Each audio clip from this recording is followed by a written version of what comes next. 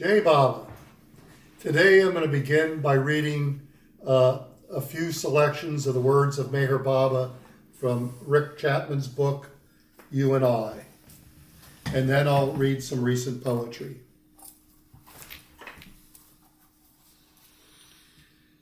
Seeds germinate in soft soil. I plant my seed of love, not in your strength, but your weaknesses.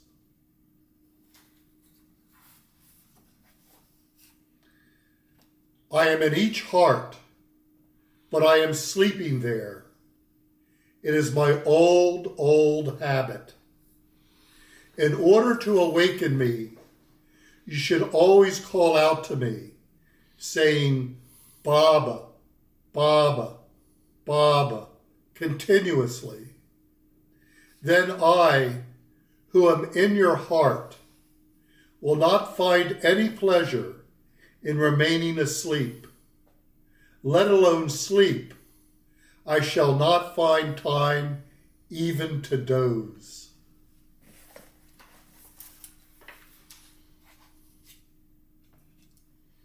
If you love me, nothing can come between you and me.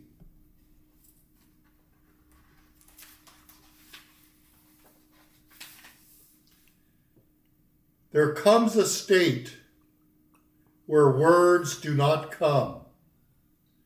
Words of praise just stop. And you are dazed with all that is around you and all that is for you. Just then, when there is no word that can come out, when you feel yourself choked, remember, that's the sign when my gift of love will descend on you.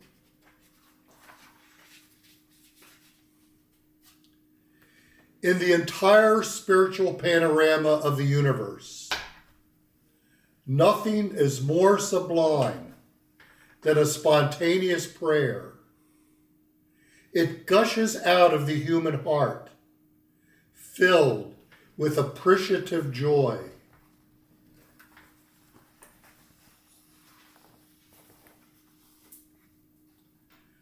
Following the dropping of my body, I will remain as if physically present for about 100 years and a little more. I love, Baba says, and a little more. The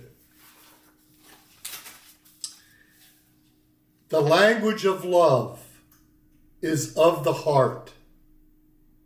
The lover need not speak, and the beloved need not hear, and yet both know each other. So rest assured, I know all you want to say, and I tell you, do not be afraid.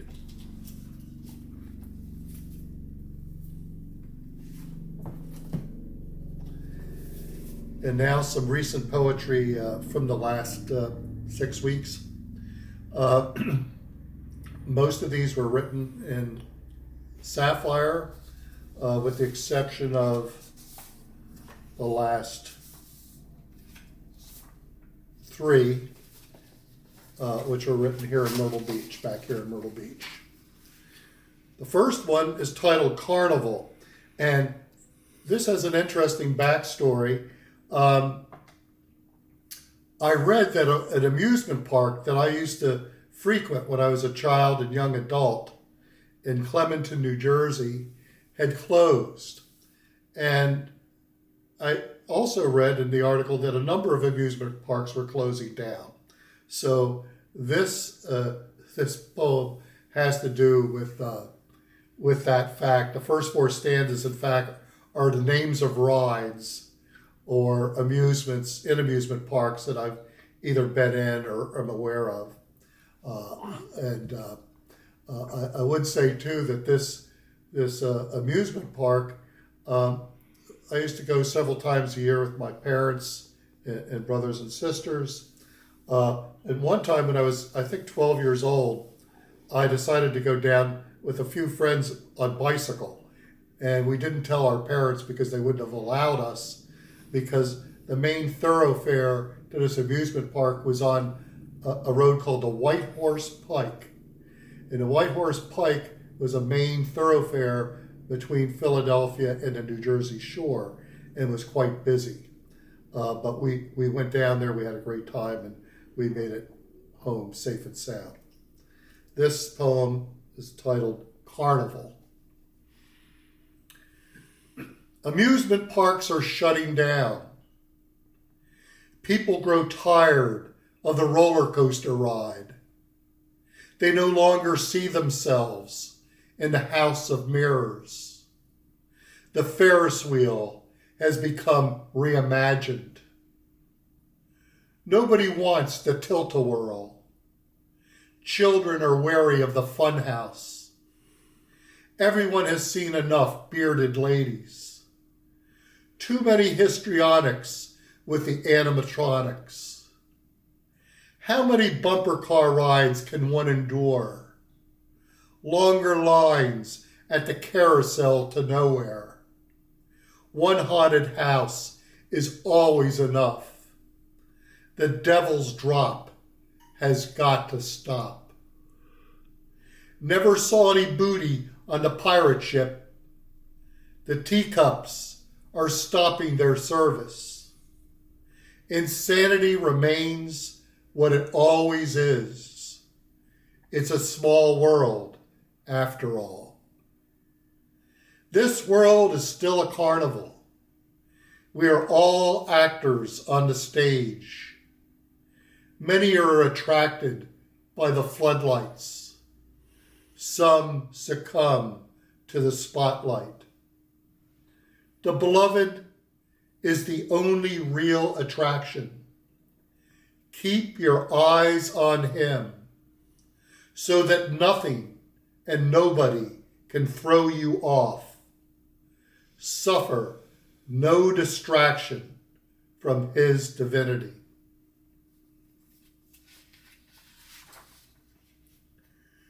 Always. And I'll be awaiting you, sitting comfortably in a sturdy chair, or standing in a lush, verdant, colorful garden.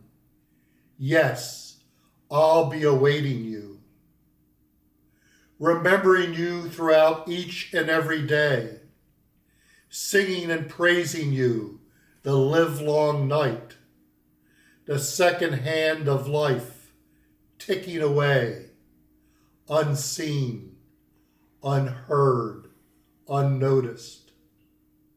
And the wind will take my words. They will vanish before I speak them. Days of so much silence and wonder. A clock chimes 7 times within me. Geese, an arrow flying overhead. Hummingbirds and butterflies, a constant reminder. The way the fawn and doe look at me. All markers of time passing away. Daybreak, the sweet dawn opening like an angel's wing. Heartbreak, the ache and longing seamlessly sewn. Nightfall, there is never, ever enough time. Every sun, every moon, I'll be awaiting you.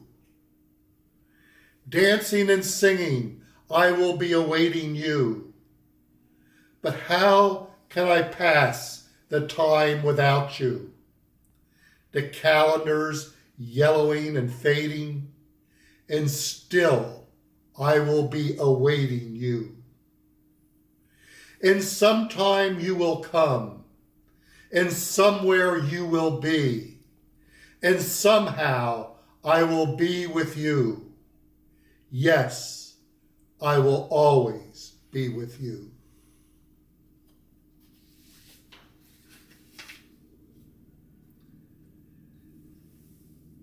Thus I was remembering. I awaken feeling like I've fallen from the sky, sitting on the side of the bed in darkness, calling out to you, extending my arms toward you, saying your name. I gradually drift and dream once more. The dream unfolds. I am kneeling before the altar of time. The sun beats like a drum as it traverses the sky. The full moon of my heart shines like a lantern within. Days commingle like dust and rain. Harmony prevails. Today, standing on ancient river rock, the autumn leaves descending, gracefully falling. The sky azure-eyed, a sapphire rarely seen. I shut the door of the world and listen. Distant wings pulsing, a faraway breathing, the faint hum of the universe, the engine of life. Transfixed and transformed, breath diminishing, time escaping me. I am lost and found in the wonder of you. Oh, beloved, there is always only you. You everywhere, me standing at the brink of infinity. This world, nothing more than a tall tale, told and retold until it is not. Thus I was remembering time spent with you, mind slowing, like air leaking imperceptibly from a balloon. Nothing exists but the beloved. There is ever only just the beloved.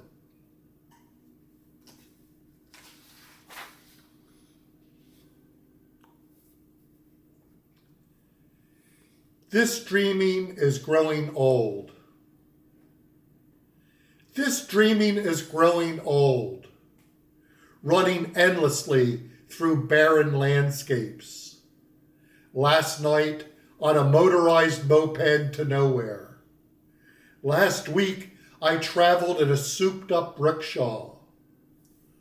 All dreams begin and end in you. This morning's last dream, I outpaced all rivals.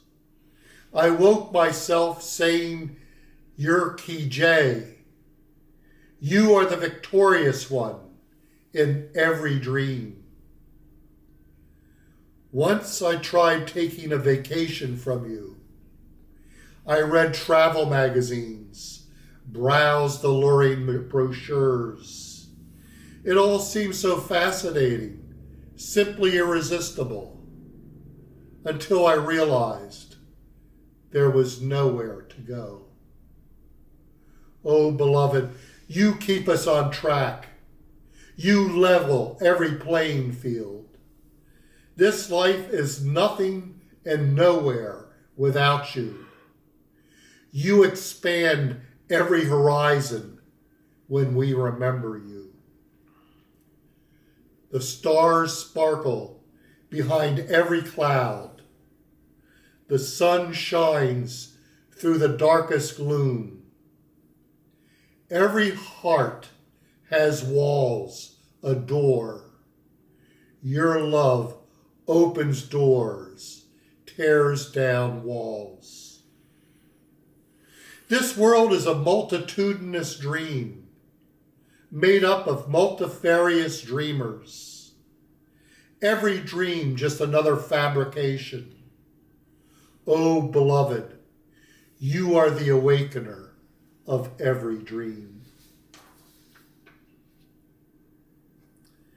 This next one, our grandchildren, John Michael, who's age 11, and Mia 8, who were visiting us at the end of October at our mountain cottage.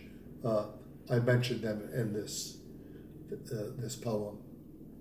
And this poem is titled, What Appears Lost is Found.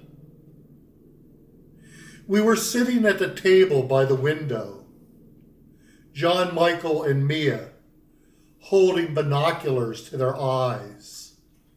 Looking for eagles, they searched the skies. All the while, we were talking about the weather. Do eagles fly on windy days? The autumn leaves sailing sideways past the great window, watching the trees, shrubs, bushes enveloped in golden light, waving, nodding, dancing in the crisp morning breeze. I lost myself for a while. Call it whatever you will. Happiness comes suddenly, unexpectedly sometimes. I close my eyes whenever they are misty. Lately I have become more solitary. Even former friends wonder about me. They call and ask questions. Wait long enough and everything changes. One thing I will always remember: once throwing out an old sandal at Lower Merrimon. Later, watching a one-legged man stop with crutch in hand, place that sandal on his bare foot, then walk away. Our beloved sees to everything. What appears lost is found. I have only to look at my own life. How could I lose what was never mine?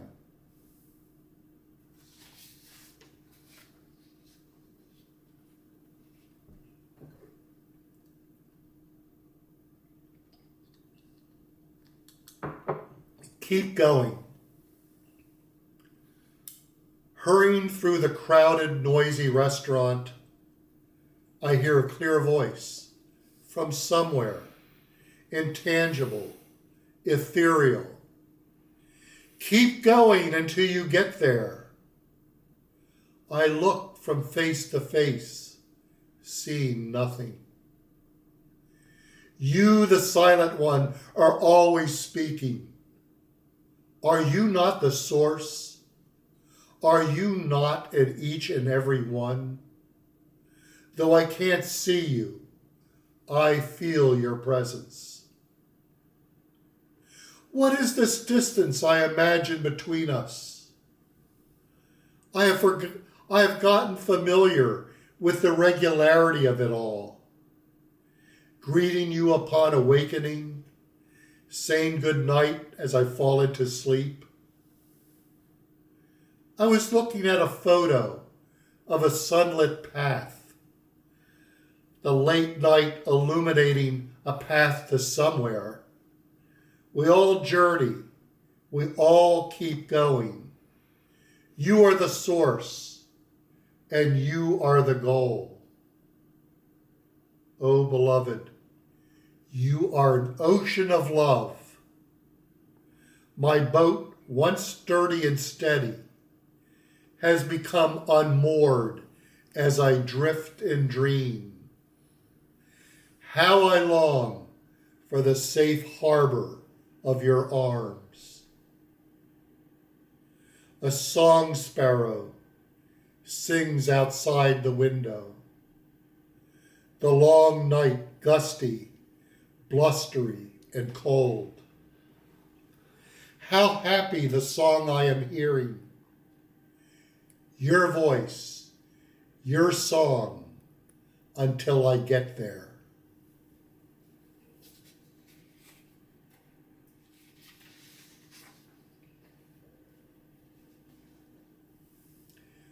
Rise up. It is as if I know where I am going. The road in disrepair, my legs and body weary.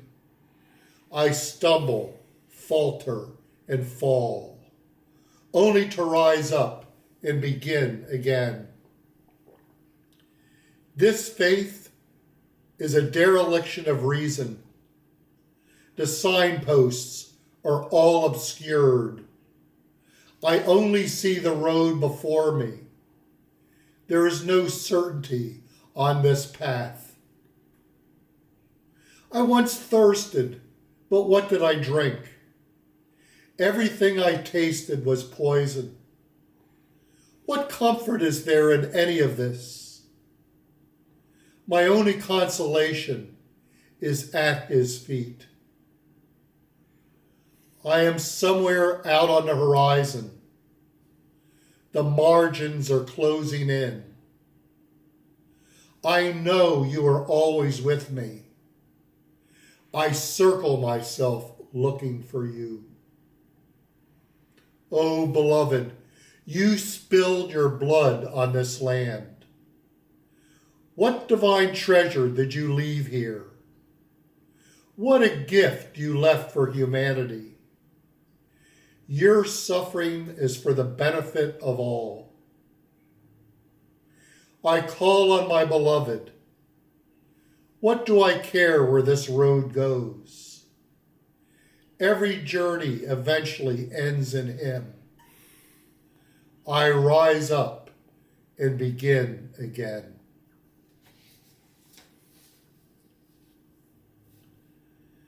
This next one has two unusual characters in it. Many years ago, I was traveling to visit my mother in Tucson. Anita accompanied me. And as we began our initial descent into Tucson, as we were probably passing over the New Mexico desert, I went to the restroom, and on the way to the back of the plane, I saw a tall figure, Native American, cross-legged, and this person was beaming like I'd never seen anybody beam before. That image stayed with me. It still stays with me. Never seen it. He wasn't looking at me or at anybody, but he was totally self-contained, and I never saw such a happy, beaming face. There's also, the other character in here is a must. And during the 70s, there was a must that lived for a short period of time by the roadside on Ahmednugger Road, fairly near the trust office. And I noticed him one day on the trust bus as we went from Mehrabad, where I was staying, Lower Mehrabad, to Marazat, stopping at the trust. So I went in and asked Adi Kairani. I said, Adi, is that a must that I see? And he said, yes, it is. And so Adi told me this remarkable story. He said, yes, he's a very nice, friendly must. He's young. I forget the age, but he must have been in his 20s. And Adi said, he asked him what he was doing there, and the must said, there was no work in Bombay. So that stuck with me. Anyway, I asked Adi if I could give him something, and he said, oh, yes, you could. You could give him some fruit. He would probably like that. So I went to the bazaar and got some fruit with my son. My son Michael was with me at the time.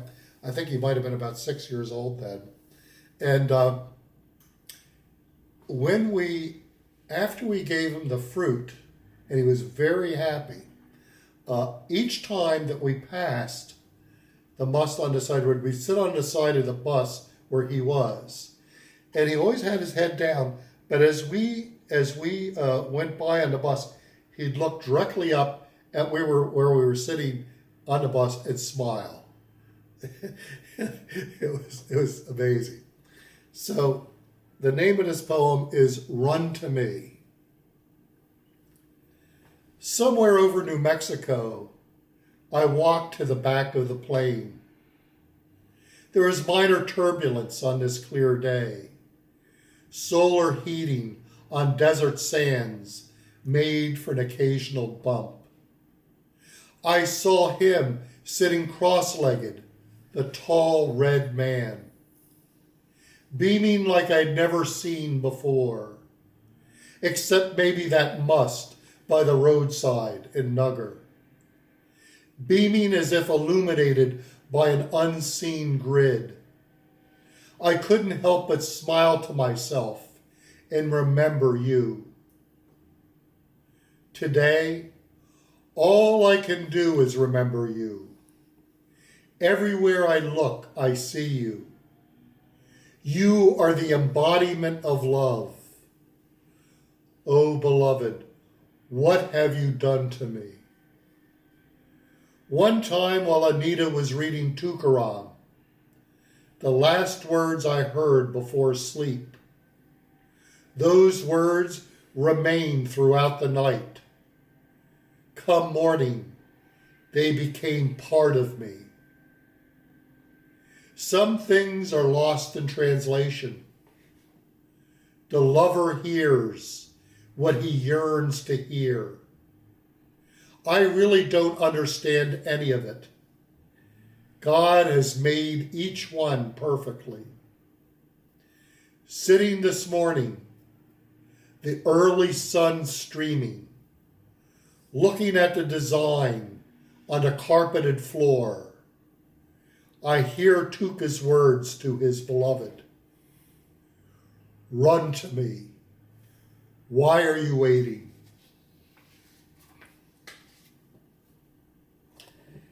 And then the last one, written yesterday. Perhaps this moment is the only one, ever expanding, ever happening, ever now. Like the rose, the petals unfolding, the fragrance, its sweet life. Your fragrance is ever present. You are ever the same, eternally glorious, ancient one. Beloved God is who you are. Every soul calls you one time or another, chiding, chastising, cursing, praising, worshiping, glorifying. You receive the bitter with the sweet. You are found in hollow places. Look to the saints and perfect masters. They made caves within themselves. You are nourisher, the source of eternal life. It is the heart that calls out for the beloved. You are the heart within every heart. Why go anywhere? What are you looking for? Remain where you are. The heart is his home. Here is where it begins. Now is when all happens. There is no sound except the ever-present silence of his love. Jai Baba.